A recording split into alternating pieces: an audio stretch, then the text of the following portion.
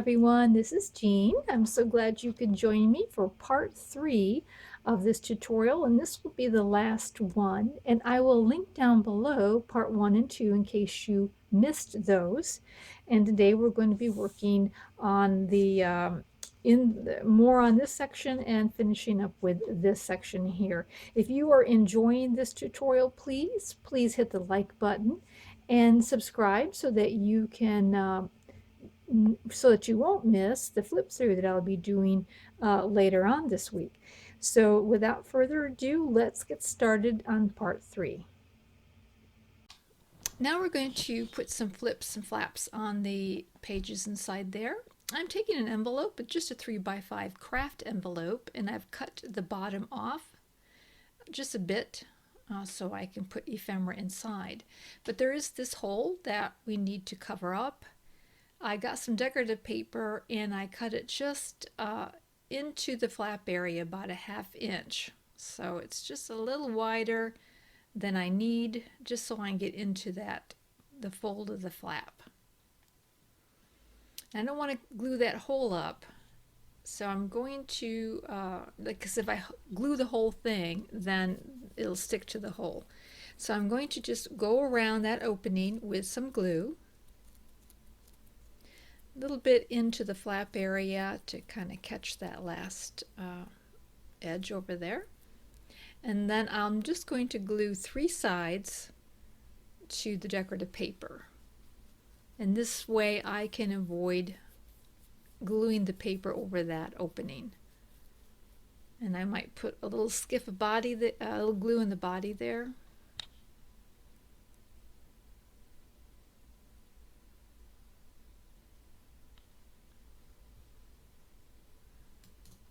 Envelopes just make really quick and easy pockets to add to places. Then once that's all been glued on, you can see that now a piece of ephemera can go all the way into that envelope. Now I would recommend waiting a little longer than I did for it to dry, but I put a score in there and I fold it over. Craft paper takes a little longer for the glue really to soak in and adhere. So as you can see, it's all ready for a card inside there. Now we'll put it into one of the pockets here. And as a reminder, my pages here, I made pockets by gluing 2 pieces of decorative paper together for each page. Just going to glue up that flap and then open it up and gently work it inside. Pretty easy to do.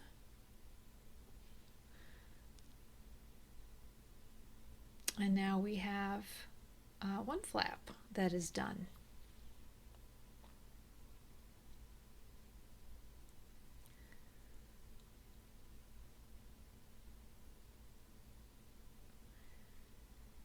Yeah, as I mentioned before, when you work with craft paper, it does take a little bit more for it to stick. And I took a large envelope, and this one's like a 9x6 envelope, and cut the flap off, which I'm saving. And I'm going to cut it to the width of my page. I'm going to add a little extra to it. And here I've added a 1/2 inch to that measurement, and you may want to go up even to 1 inch. And then I'm going to score along that 1/2 inch that I added, and when I fold it over, then I can cover that opening. You can see there's like a little bit of an opening in that envelope. I'm going to cut away the bulk of one of the layers there. Now you may not have to add any more than a 1/2 inch to cover up your opening. It just depends. But you will need to add at least a 1/2 inch if you're using an envelope the way I'm using it. Now if you're using a business envelope, all you have to do is glue down the flap, and then you'll be cutting off, well, I'll show you in a minute where you'll cut that off. But yeah, if you're using like a new business envelope that's already the width you like, then you just need to glue down the flap. And then I'm just going to trim off a sliver on both of the short ends there. And in a sense, I guess I'm making a business envelope size out of my 9x6 craft envelope. You're going to measure about how long you want that flap to go down on your page and mark that and fold it over at that point. And with the craft paper, I ended up scoring it to get a pretty even fold that way.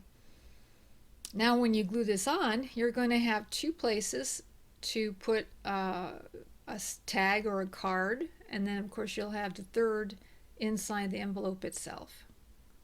And here I've got it covered, and we're going to glue on the envelope then on the three sides so that we have that double slit pocket area.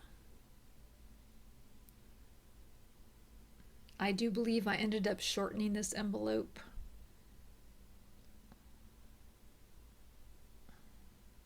a little bit.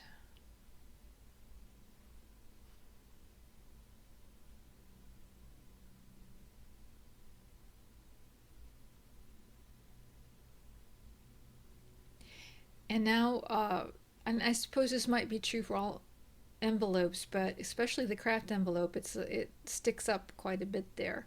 So I'm going to take another element out of the kit, and I backed it up with some cardstock, and I'm just going to make like a little latch. And you could use a circle, you could do a circle punch and make one, you can cut a square or a rectangle, whatever it is you would like to do. Just glue about a third of the way up that little piece so that you have a place where you can tuck that envelope inside. Now the flap that I used, or I cut off of the large envelope, I'm going to use and make some triangle pockets. And of course you could do this just by cutting a large square and then cutting the square in half at an angle, and you'll have two triangles. But if you're going to use envelopes, especially the flap of an envelope, you'll want to cover up that glue, and that is on the envelope if it's a new envelope. You'll need to cover that glue up, or at least I like to, because I don't want it to be activated in the future. So I'm just going to glue a strip of paper down there just to get that covered up. And then cut around it. I took this opportunity to attach a charm to the pocket, which is kind of a fun thing to do. Just put in an eyelet, and here I have my jewelry kit making things that I attached a chain to my charm, but you could do anything. You could use string, you could use a bulb pin to put in there, and I used a rather strong glue just to make sure that that metal stays in place nicely and won't lift up the pocket. And there we have, on the last section, we have two of these little slant pockets ready to decorate. And so this is our middle section all finished, and we'll be moving on to the journal part.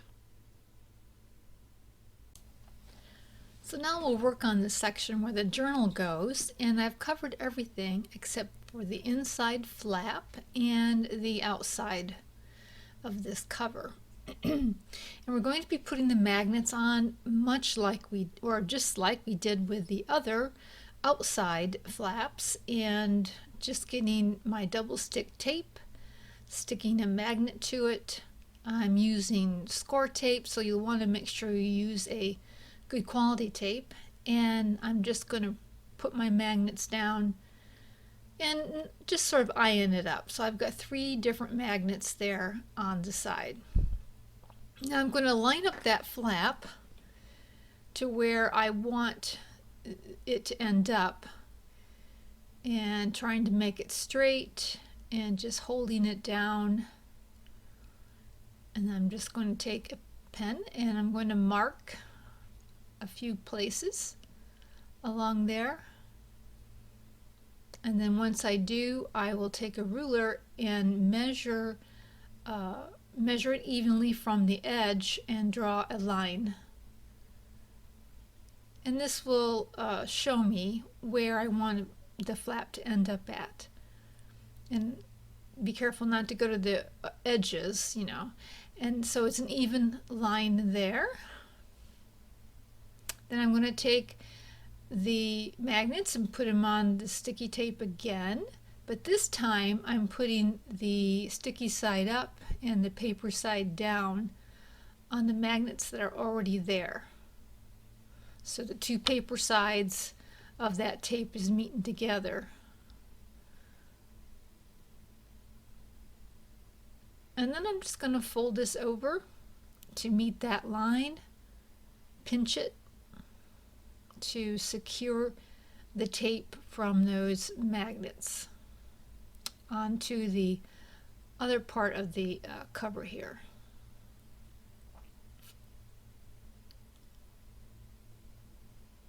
Sometimes it takes a little weege on there. Now, if you have trouble getting that middle magnet to tape down like I did here, you can put something under it.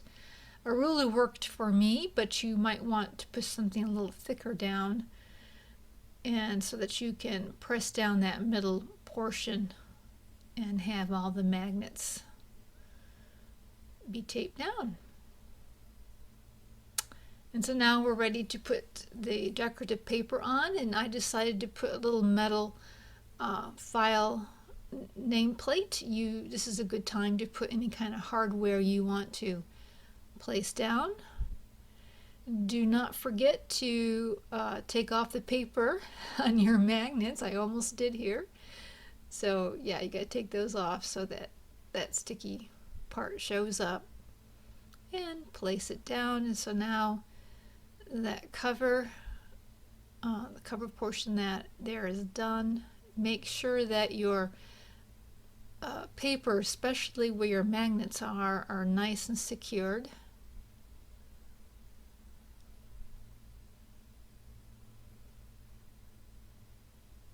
And then we're ready to put down the inside of the flap paper.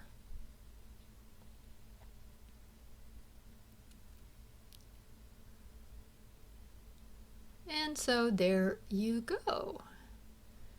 That is all finished.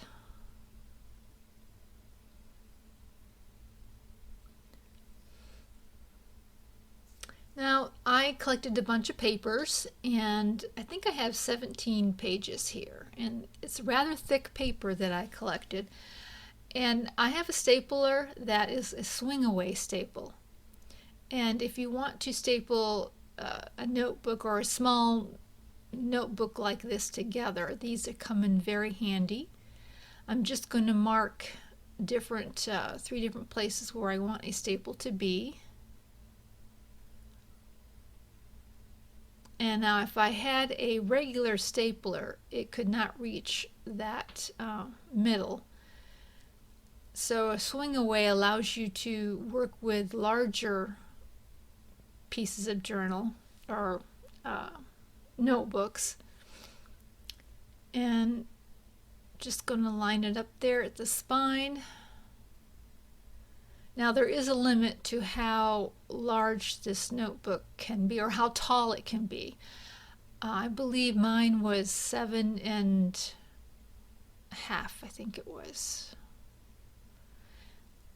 And it just, I could reach the middle, but not really. I was just off a little bit on the middle part of it, because once you go up, then you are stopped by the arm of the stapler. But it's much farther than you can if it's just a swing away, or if it's not a swing away. And if you don't get the staples correct, or don't like the way they are aligned or not aligned, you can just take that staple out. I didn't really like where mine was, and just take it on out. Now again, the weight of this paper, I think was like between about 24 pounds, I think was the average weight. It was not super heavy, but it was not like, copy paper. It was heavier than that. So I think the 17 pages was the very tippy top limit that I could put together, hold together the notebook. And so now you do not have to do this. I just demonstrated this to show you what a swing away stapler can do, and they're kind of fun to work with. You definitely don't have to do it. I plan to have a elastic in the spine there to hold the journal into place. Now I'm placing the holes on, now I'm not putting them there on the flap because I didn't feel it was stable enough. It is made out of cardstock, and I really wanted it on the file folder itself. That's how I planned it out. If I were going to do it on the flap, I would probably get like file folder, a part of a file folder, and use that as a flap rather than the cardstock, and then build up the spine. But I'm putting it right onto the file folder itself, and I'm putting the dots about 1/8 of an inch away from further from the journal, so that I have room to stick it in, because you want your journal spine to fit in between the two holes that you're going to be making. And I put in my eyelets there. And now I'm just going to string the elastic through, and I ended up in the end putting in a double string, so I went in and out again with my elastic to put in 2 strands rather than just one. But then this makes the journal refillable. You can take that out and put in new papers or whatever. And I liked the way it looked when you open. You can see I started decorating the cover. I like the way it looks when you open it up, and everything is kind of in its little compartment. And so like I say, I would use the file folder material for that cover, and then I would take like a food box, cardboard, and put a couple layers down in that spine. Then it might work to put the eyelets in that spine. I don't know. Or you could choose to put it over here on one of these other wider spines, and you don't have as much room on the one section as you do that middle section, but you can just rearrange. And that's really kind of my hope here, is that you just take ideas you like from my file folder tutorials, and you can just combine them up and make your own, and does not have to look just like mine, of course. So anyways, that's it for the tutorial. Thank you for watching, and I'll be back with a flip through real soon. So you have a great evening. Bye.